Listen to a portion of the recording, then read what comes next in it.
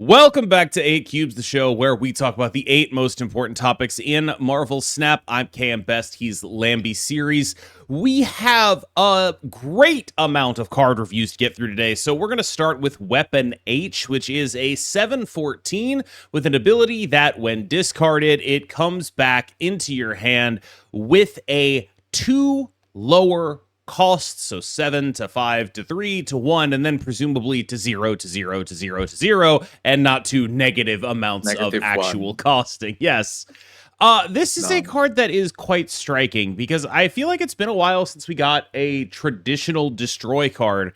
How does this card, in your mind, compare to something like Proxima Midnight and fight for a spot in a destroy deck that is traditional Apocalypse Dracula destroy, maybe with a Khonshu, rather than a deck and combo list? Yeah, so with this card, I'm glad that you mentioned the whole traditional apocalypse deck list with Dracula, because this card you kind of actually want to play the card physically, right? Like after it gets discounted, right? You don't want to like be discarding this with Dracula and be like, oh, this is my end game. You want to play this and then Dracula discard something else. But yeah, so I think this card's actually pretty good though. Like, so at minimum, like I'm assuming you discard this once, so 5/14, which in the current state of the meta doesn't sound fantastic. But if you discard it twice, it's a 3/14, right? And obviously in high roll cases, 1/14 is, we don't need to discuss whether 1/14 is good or not. That's obvious, right? But I think like if you can get it to like a 3/14, this is insane, right? It's an insane powerhouse of a card. The only issue obviously is the deck that this goes in gonna be good enough, right? Because at the end of the day, it's just a discard deck. You need to be a very dedicated discard deck to play this card, because you wouldn't want to play this card in a deck that's just, oh, on average, I just discard and play a 5/14 on turn 6. That's not fantastic. But if you can, like, on average, play it like a 3/14 and sometimes a 1/14, that's really strong.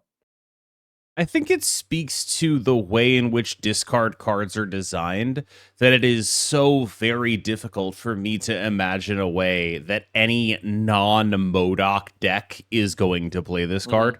Like, this is a deck, a card that sort of cries out as like, okay, yes, I'm like Apocalypse, but also like you should try to hybridize me, right? This is coming out in the Phantom X season, right? Like it's got Wild Child season. This stuff is happening to encourage people to like get small discard packages into decks.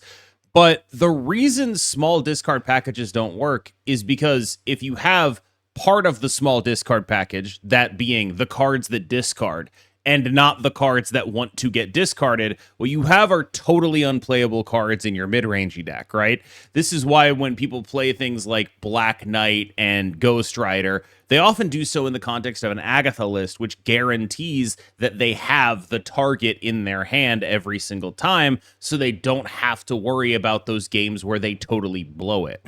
It's why it's one of the only contexts Agatha is like actually kind of okay and playable, is when you're using her as half of the combo effectively for a guaranteed ability to run these cards and have them not actually totally ruin your game plan. So I think for me, this card is basically purely going to be some sort of like discard stats card in a deck that is fully dedicated to discarding things for their stats. If you are playing Corvus Glaive, I can see a lot of things that are really cool with this card, where if you get enough discards on it, you do Corvus Glaive for 7 energy, you play this and a Khonshu on the final turn of the game. That is well over 30 stats, but the problem is both of them want you to be individually discarding them. And MODOK is the only one that'll hit all of those cards. So it's a little bit weird. Is this a card that takes a place from something in Destroy? Does it take, or in discard, does it take Proxima Midnight's place? Is that better? That's really the thing that I keep thinking of when it comes to how this card is actually set up in a metagame like this. I don't think, just off the top of my head, I don't think it actually like replaces Proxima per se. I do agree that this is like definitely a MODOK card, right? Like you just want to dump everything at once on turn 5, and everything just gets benefit on like turn 6. Like you dump Proxima, it just spawns for free, and then on your final turn you have this that's discounted plus something else. But yeah, it's a bit, you kind of can only do that kind of like thing in a MODOK specific deck, which means you can't really play other styles of this card like that's a bit different. So it's hard to say. Yeah, and there's always like the outside chance that I'm wrong about this interaction. But I think a lot of people read this and they think, oh, this works with Hela because this enters your discard pile the same as Swarm. I don't think that works. I think what it does is what Apocalypse does, i.e., go back into your hand and not work with Hela. So outside of that context, I'm not really sure I can figure out what I'm meant to be doing with this other than traditional Apocalypse discard, which isn't great, and this might not actually be a big upgrade in, is part of my worry for this. Of all the cards coming out this season, this is the one that I worry would do the least amount of metagame shifting in terms of the impact it'll have. Weapon X on the season pass has come out. He is an interesting game piece, but he's not about what Marvel Snap is about right now. And I think largely he runs into an issue of Morbiusing, where the best analogy I can give for what this card is he is collector in a discard deck for destroy. Which is to say, not the 1A at his position, occasionally gets cut from the deck depending on other point packages, not a guaranteed part of the deck, but a part of really, like, if you were to create one of those charts where it's like dots arranged in like a sort of pattern of who gets played the most in a deck, he would not be part of the core, he would be part of the miasma on the outside. That's how I think of Weapon X relative to Destroy. Not like the worst card to put in your deck, but maybe not a part of the core of what discard or what this deck is trying to do. Yeah, I think the only thing I have to add about this card, firstly, I 100% agree with what you said, right? It's just basically collector for this deck, right? But I not just collector, I feel like it's more difficult to use collector as well, because with the way destroy decks work, a lot of their, like, how should I put it, like power spike cards, like the X23 and all that kind of stuff, they just randomly spawn in random places. Like, to me, it's a very big deal, whereby if somehow your X23 just ends up in the same lane as this, it's very difficult to pop the X23 and not pop this, obviously. And you kind of want to pop the X23 because ramp is like super important, in the deck. So I feel like this card is powerful. Like, there's a lot of stats packed into one card, and it synergizes like super well with what like the rest of the deck wants to do. But it's just that it's a bit more inflexible, like some of the more niche scenarios that make destroy good, right? Like your X23 randomly spawning you, destroying it, and then getting mana and stuff like that. It kind of clashes with this, like, not being able to be destroyed himself, which is a very big problem for me. How valuable would Destroy find a card that says destroy all of your cards with 2 or less power? Like, I'm just sort of thinking about, like, the biggest thing for this card for me, you mentioned part of it, right? Yeah. It's not able to work with other things that go boom that aren't Killmonger, right? Yes. How much would Destroy, like, would Destroy play, like, I don't know, reasonable rate and just, like, basically effectively Killmonger 2? Would that just take precedence over Deathlock? When I think about that card, my instinct is, like, I could make it a 2/5, right? And then they definitely play it, right? Like, destroy all your cards with 2 or less power, it's 2/5. They'd probably definitely play that card, right? But make it activate, I just like feel like activate. I don't think you make it activate. I think you could just, like, on reveal 2/5, destroy all your cards with 2 or less power. They play that over Deathlock probably. And Feels a bit weak though. Like, if it's just 2/5. No, because the thing about the destroy archetype is that it's so synergistic already. Like, a random 2/5 doesn't really, like, that random 2/5 stat line is not as important. I think the flexibility of the activate is more important. Like, you can have it sitting there, and then, like, if you draw your pieces later in the game, then you go pop. That's why I think it's more valuable to have like an activate. I think the only problem I have with that is that, like, it's sort of a non-synergy with boosting, like, Deadpool and things like that. I almost wonder, like, the way I would want to word the card is like base power, right? So it misses. So, like, anything that's been buffed by Headpool or Deadpool or normal Wolverine. The problem, of course, is that this guy is a 2 base power card, so it would kill him too. Yeah. But you see what I'm getting at here in terms of, like, it's a very inflexible card by nature. Yeah.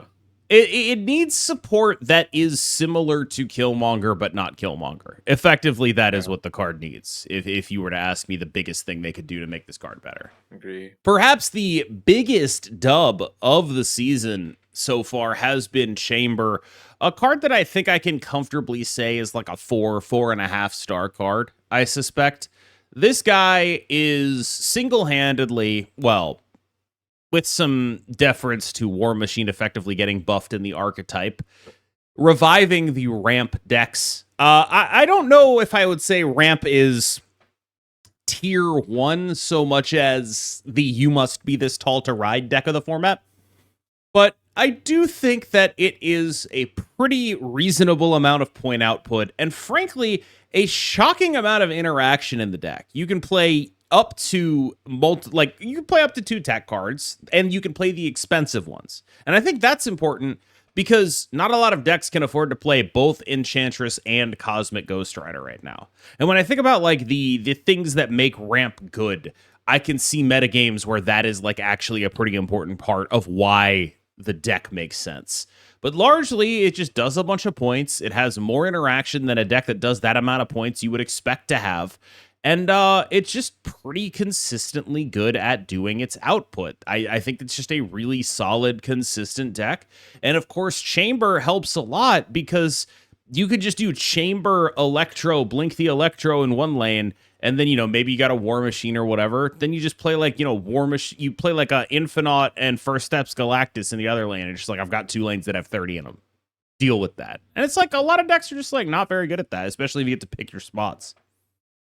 Yeah, I mean, personally, I'm very happy that ramp is like sort of a bit more back. I've always been like a ramp lover, and I would like to declare myself like a ramp expert as well. Because like back in the day, I was trying to I was in love with that Electro ramp into Sandman Doctor Doom deck. This is not that deck, but it's very similar because at the end of the day, what ramps like Power Spike is actually, right? If you look at it from a very simple point of view, is you're skipping the 4-cost card. Like that's effectively what you want to do because you want to play a 5-on-4. I think that's the one of the biggest impacts the deck has, which is obviously you have Electro Blink, you have like Electro into a 5 or whatever into a 5, right? And this chamber right now is basically, to me, back then we used to run Jeff, right, in the 2 slot. Like you just curve up with Jeff. This is better Jeff. Obviously, embarrassing. Yeah. This is better Jeff. Like obviously not with the mobility, but with the fact that it's just way more stats. Like you just picture this like curve, or if you guys have tried the deck, it's just like you go Ebony Maw, then you play Chamber, then you play like Electro, ramp up to a 5, blink the Electro. That whole lane is just stacked and won because the Chamber just covers all the stat differentials that you need, right? Or if you just play a Vision, you can shift it into that Ebony Maw lane with the Chamber, or shift it somewhere else and play a 6. I mean, like you guys get where I'm going with this. Like KM mentioned that this deck actually has a bit more like interaction that we thought. Like there's actually like flexibility in like how you play your turns with this deck, and I think that's very, very true. And Chamber just feels that turn 2 role so well in this deck, right? Like it's not Jeff obviously, but it's bigger, it's way bigger. Like I think 2-11 is very doable with this card, right? 2-11 is pretty insane. Even 2-9, right, with the rest of the deck being big in general, and you're like skipping the most important thing, you are effectively skipping the turn 4 and playing a 5-on-4. So like that early game weakness of not having enough stats, Chamber covers it like super well. Yeah, what Chamber effectively does in the deck is like let you skip a turn, basically, by being a guy that is as big as any of your 5 drops, but you play him on 2. Correct. And like that's like almost a time walk in the context of what the deck does. Like you just get another free 5 drop, basically. Like you just have another 5 drop, but it only costs 2. And that's kind of what Chamber is. Like just a very solid. I'm as shocked as anyone that Fair Marvel Snap is like kind of functional right now. Like this rocks. I can't say enough good things about this deck. If you want a deck that you could play on the toilet, like this is the deck I play on my phone. Like this is the I am on the toilet deck, man. Yes, for sure. Like we say that it's not difficult to play, but at the same time, it's also not. It's not hard to win with the deck. Yes, but I really do want to speak to like the amount of like tech 5 drops this deck has access to. Right, we have in every version of this deck I've seen at least Legion Enchantress, sometimes Legion Enchantress Cosmic Ghost Rider. Right. And it's just like that's a lot of interaction for a deck that looks like dummy points. You know what I mean? It looks like Surtur, but not Surtur, right? It looks like just do Surtur things, just play big, but it's actually way more. That is what it is. And interactive. Like you're right that is what it is, though. Like it is very much in the Surtur space. It's like a flexible Surtur deck. Yes, it's just like I'm gonna be bigger than whatever your synergy, whatever your mid. Like if you play like a Wiccan good cards list, which nobody does anymore because they've realized that this happens to them. Man. Yes, you just get massively stat checked. You're just like. if you try to play like a copycat, you're just going to be embarrassed, right? Like if you're playing like copycat gladiator mid range and you run into this, you're just like, oh my god, why did I even bother? Grouped the less exciting cards here together. Of course, those are Adamantium Infusion and Wade Wilson. Adamantium Infusion isn't bad. It's just like also not incredibly good. Weird spot for a card to be in because honestly, I have no idea what their design goals are for cards that go on the super duper premium special super duper season pass. I don't know what their goal is for that. Are those cards supposed to be better than Series 4? Are they supposed to be like good Series 5s? I don't know. Because if you're looking for like a better than a Series 4, which is what they used to be, I think this card fits the bill. It's like a pretty interesting and solid Series 4. It does Nimrod stuff. It's pretty okay. You do run into the fact that the way skills work is they don't banish until after their effect has happened means that this card needs to have 2 spaces on the board when it should be an advantage of skills that they don't need that. But at the same time, there are plenty of decks that use skills to be advantageous with that anyway. So I don't know. But that is something that sticks out to me about the card. But it does its job perfectly well. It's just like, are they happy with a card that does its job well if they're like charging $10 of real money for it and not tokens? I don't know. And then, of course, Wade Wilson is a card that is going to go into my collection and I will never take out of it for God only knows how long. Yeah. Wade Wilson's like when if you play physical TCGs, right? It's like the promo card that comes with like the set that you just slip into your binder, and then when people see it, just know, oh, you bought the card, right? You bought the set, but like you're never gonna play the card. Yeah, so that's Wade Wilson. Yeah, I think that card Wade Wilson is really just very underwhelming right now. It's just there's no targets for it. It's like, I mean, there is targets for it, but like it's not worth the effort. It takes but yeah, too long. Like what? You destroy exactly. Wade Wilson, you get something else, and then you have to destroy that on turn 4. Wow, great. I'm destroying a 2-power Deadpool on 4. Amazing. Yeah.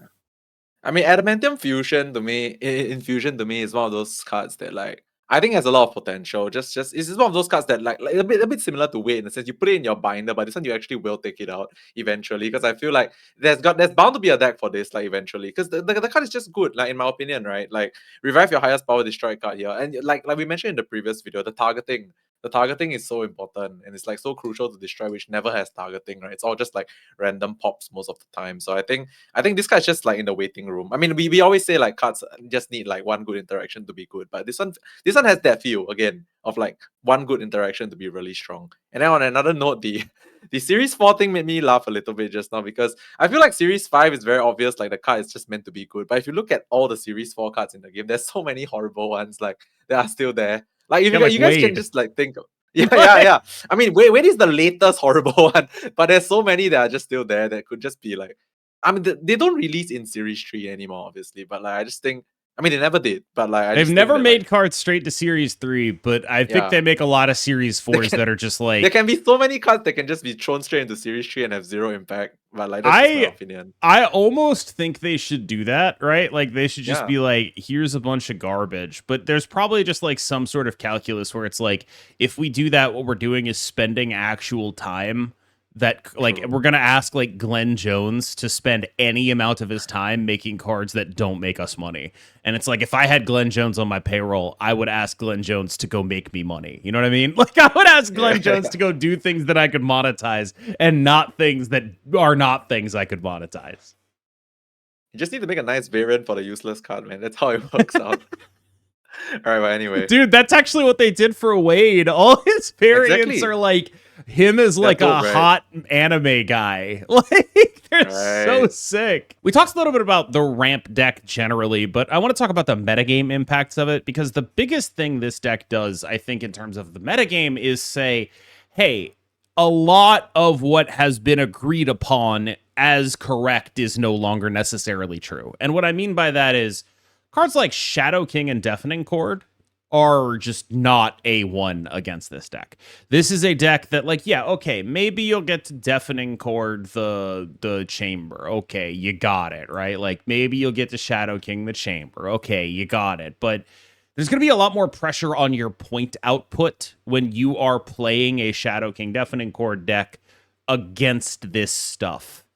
for I, sure. I I don't think this is like an unsolvable problem. I think it's like actually an incredibly solvable problem. It's just that it's going to actually require people to adjust to what it's doing, and that will cause some shifts in the metagame. This is sort of bridging this topic and the next topic together because I think it's hard not to talk about them in the same context, which is that Deafening Chord SK metagame is what gave rise to Victoria Hand. Was just perfectly Correct. positioned to be that deck. And now that it is even slightly less perfectly positioned, it is a notably worse deck. Not that it's like a bad deck or anything. It's just like this was clearly the deck in the game because of the way the metagame shook out. Now there is a new thing against which its tech is not nearly so useful. So what you're seeing is just a massive amount of experimentation as a result of the ramp rise in terms of what the actual new best mid-range deck is to deal with this crap. People as Victoria Hand gamers are swapping onto like, the move mid-range package, which is better able to scale higher with more consistency, that kind of stuff. It's less reliant on specifically drawing Victoria Hand to access its points. There's more ability to have scalers in the early game because when you have a deck that has so many consistent stats, the way to beat it is by scaling higher or by comboing it off, but we'll get to combo in a second. Largely, Yeah, what this means is that mid-range is back in flux. yeah. I mean, firstly, we also talked about it. I mean, I also mentioned it a bit earlier that like we have a simpler deck at the top of the meta right now, which is a very nice thing to have as well. Let's just to get that one out of the way first. That's nice to have for sure. I also think that it's very interesting because like you mentioned, right? Victoria Hand doesn't necessarily need to always have Victoria Hand to win games, right? Like, because it's the premium Shadow King deck, but at the same time, you do get quite a bit of points from Victoria Hand, and then the ramp deck just naturally runs Enchantress. So it's like it kind of just it hurts a bit more Bad. in the random scenarios where the Victoria Hand happens to be on the board. Like my turn 5 or turn 4 play, by the way, in the ramp deck is the Enchantress, So like it's just like there are so many scenarios whereby like the ramp deck just can beat the because in terms of raw power, right? They have the tech that beats Victoria Hand. They're like relatively okay into Shadow King. In fact, I don't think Shadow King really matters that much into that deck anyway. So it's kind of nice, right? And we did mention, like, I think last week and even the week before, that Victoria Hand is one of those decks that it's the deck that fits the best tech card at that point in time, which is Shadow King. Now that it's the deck that fits Shadow King, then Shadow King is not as effective versus the ramp deck. It naturally falls off because like the deck that fits the best deck card, the best, doesn't work against the other deck right now, which is ramp. Yeah. And so this is a weird spot for the metagame because there's just so much weird mid-range crap happening.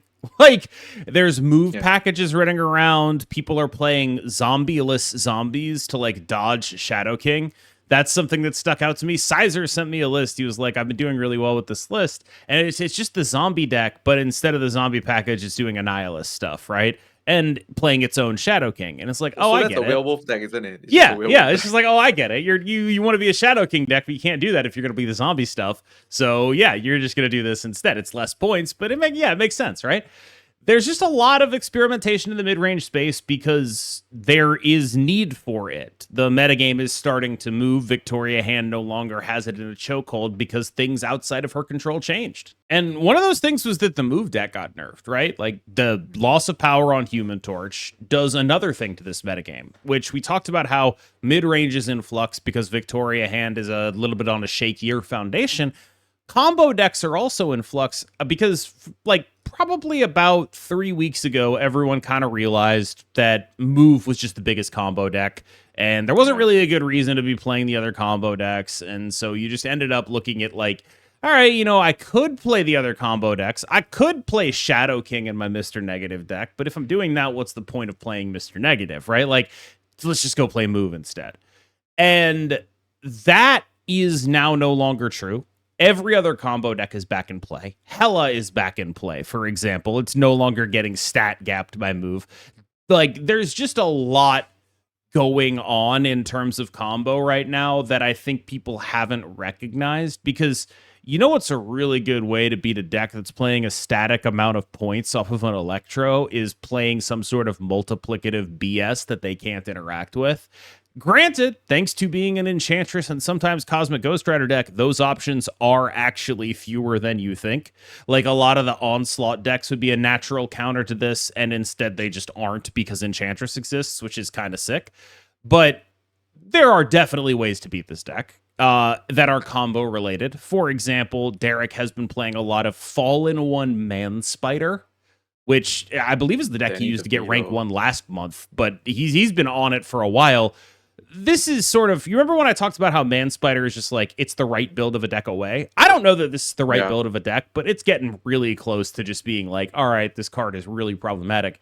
You beat the crap out of a ramp deck. Like, they just don't beat anything that deck does. They have nothing for that deck. It's just like, I have 80 power in 2 lanes. Like, good luck with that. And so this void that we see right now is not just affecting mid-range decks because of the V-Hand shaky foundation, it's also affecting combo decks because the guy at the top of combo got hit. And now we don't know if he's at the top of combo anymore, which means everyone's going to battle it out with combo decks to figure out where things fall. Yeah, I mean, the torch nerf, right? It's so big. I mean, I do think move is still, in terms of like consistency and flexibility, it's still like up there for sure. But like your total point ceiling is like way lower, right? Because like you just drop power on the torch, it's huge, right? So I think that's something to take note of for sure. But like when it comes to combo decks, yeah, there's a few, right? Like the Derek one, if the Fallen one is interesting. The one I was thinking about actually as you were talking about that part was like, if like everyone had Jet Brain, Jet, if you guys don't know Jet. Oh yeah, I played that deck. It's awesome. Yeah. It's really good. Yeah, it's once you know what you're supposed to be doing with the deck, because I've known Jet for the longest of times, right? Like the way he like tells me about Phoenix Force is like, sometimes you just don't do things and you do everything at once. So sometimes you just like snap early if you cannot win, and then they will think you have it and then you don't. Like that deck has so much like fear factor. I mean, I don't know what the right word to use, but like the fear factor of the deck is insane because like it's like once you hit the combo, they just die for sure. And then even if you don't hit the combo, there's half combos, there's quarter combos, there's like 10 different ways to do similar things to the main combo. Like so when you were talking about like combo decks, I was thinking of like the Phoenix Force one simply because I feel like it's like flexible when you know what you're supposed to do with the deck, and like there's like maybe like 0.01% of people that actually know what you're supposed to do with the deck. So something that can be worth exploring if you really are like want to invest time to play the game combo it style, you know. And then this is definitely non-linear, by the way. Like the deck, you can just like you can surprise a lot of people, even the best players, because like I don't think even a lot of the best players have like that many reps on this kind of deck, like the Phoenix Force. I played a pretty decent amount of it towards the end of last season. I had Jet on my stream and we did a video on it. That deck is really strong. It's also just like really difficult to play, and a lot of the instincts people have about it are going to be wrong.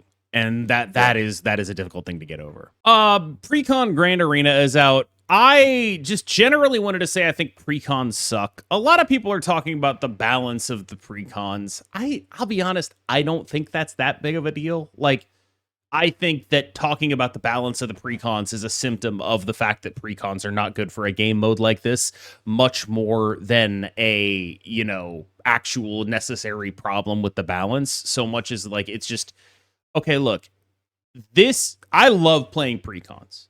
Playing precons is so fun for 2 games. In other games, I will play precons against you any day of the week. I think it is sick.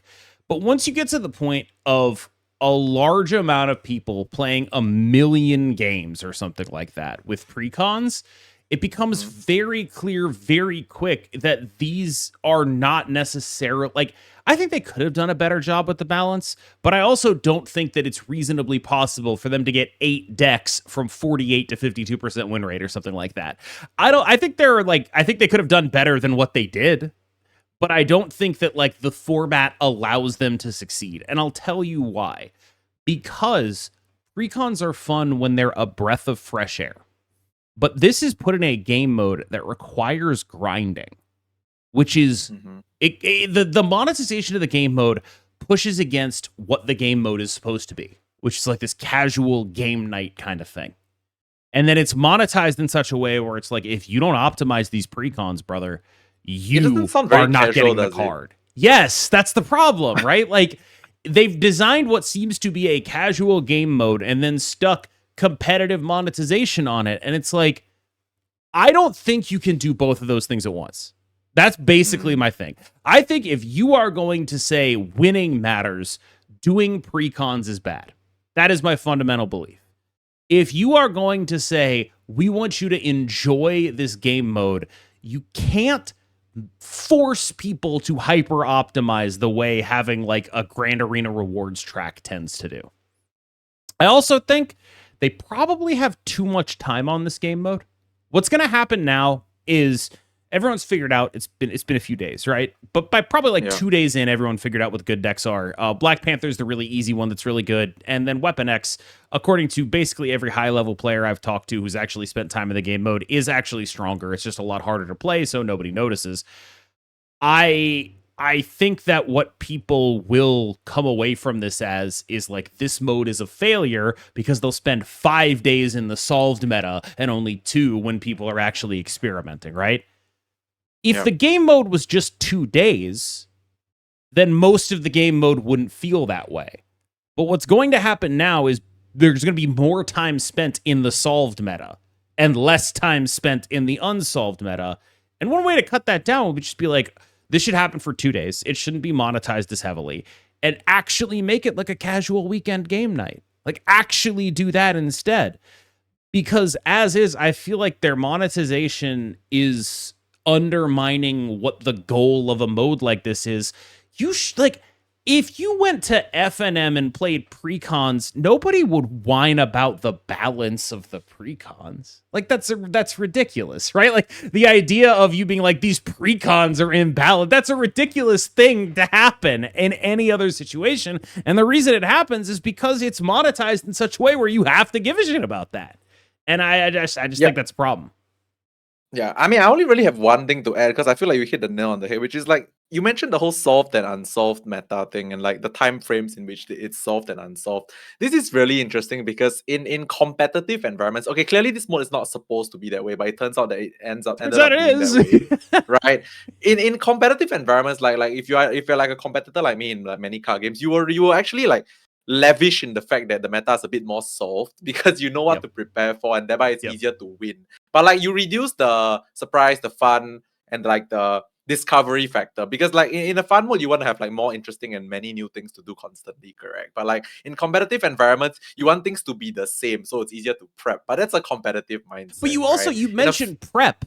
What are you gonna do to prep? Yeah, you're gonna like prepare drawing the right cards in your Black Panther mirror. Like, what are you prepping? Exactly. Like, you can't do anything, right? Like that's that's the thing that gets me is like I don't think that there's a week's worth of content in precons. I just don't think there is. I don't think that the monetization matches here. And I will say this. I will give some grace to Second Dinner here because this is to me very clearly a decision that is based on data about their player base and not the vocal online people. Like, this is a decision that seems pretty clearly aimed at absolutely 0 people who are online and talk about Marvel Snap, which is interesting. Where I think if you're online enough to like be on the Reddit for something, if you're like a hobbyist of a Marvel Snap gamer, if you're online enough to watch me, you're already lost. You're locked in. Like it's done for you. It's over. But it's Jover. But this is a decision that seems very clearly aimed at someone who does not interact with any part of the game other than the big play button, right? The big play button and their cool Marvel characters. And that is just not anyone who is online enough to actually discuss the game. So when I think about this, it's like, I don't think I've ever seen them make a decision that is so clearly going to engender negative feedback from anyone who cares enough about the game to be online and discuss it and think, well, maybe that's still a profitable decision because of just what a small segment of the player base, Reddit and Twitter and Discord actually are. It's interesting to think in that context. I'll give them a little bit of grace on that. I still just don't like the execution here. Yeah. I mean, if you think about it, Reddit, Twitter, and Discord is a very big, very, very big part of the player base, right? So, well, I don't think that's even true. That's the thing. Like, Marvel Snap has, I don't know, let's say Marvel Snap has like 1 million players or whatever. The Discord has 135,000 members almost all of whom do not talk. Like, Uh-huh. so who is it that's talking? Like, how many people on Discord do we think are actually engaging? How many, when we talk about the discourse of the world of Marvel Snap, how big do we think that space is? How many people are talking on Marvel Snap Reddit? How many people are talking on Marvel Snap Twitter? How many people are talking about Marvel Snap Discord? I'd be willing to bet it is about 20% or less of the player base. Yeah, well, but it's the same few people, yes, but it's also the people that care, right? If you think about it, like the people That's that are the like thing. overly That's it. Yes. okay, overly invested and adequately invested people are the ones speaking. That's the thing. It's weird to make a decision that seems almost purposefully alienating to your invested player base in order to cater to your non-invested player base. Maybe that's not weird. Maybe that's good business sense. I don't know. I'm not a business guy, but it is very clearly what's being done here. Like, that is the attempt being made. All right, y'all. Thank you so much, as always, for watching. I've been KMBest. He's been Lambie Series, and he's going to take us out. All right, everyone. If you like this video, comment and if you like watching this video, like, comment, and subscribe. And we will see you guys in the next one. I almost missed it. Bye-bye, guys.